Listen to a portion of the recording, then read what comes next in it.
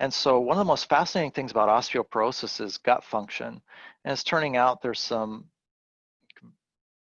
compelling data turning up now that gut function is pivotally involved in gut health. So it's a really big deal to have plenty of vegetables coming in that support the good bacteria in the gut, the beneficial microbiome, which in turn then helps the body's nutritional system keep the bones growing the business. We're always raiding our bones for minerals and then laying them down and storing them. And so maintaining good bone density means we keep the bones growing the business rather than downsizing, as it were. Probiotics can be helpful, but lacto-fermented foods are an easier way to get more organisms for less cost. So half a cup of potently lacto-fermented food like yogurt, kefir, kombucha, kimchi, sauerkraut, certain kinds of pickling. 2 half-cup servings daily is recommended.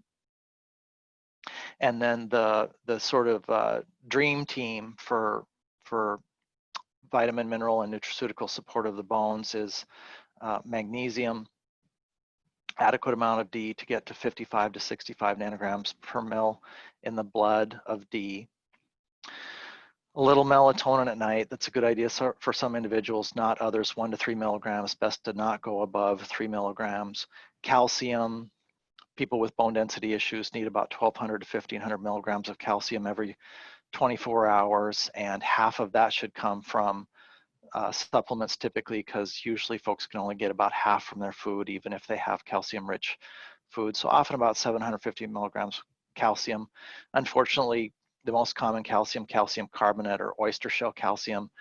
From my perspective, you might as well gnaw on an oyster shell because the bioavailability of it is so low, hardly any of it gets where it needs to go. Calcium citrate is a much better source of calcium.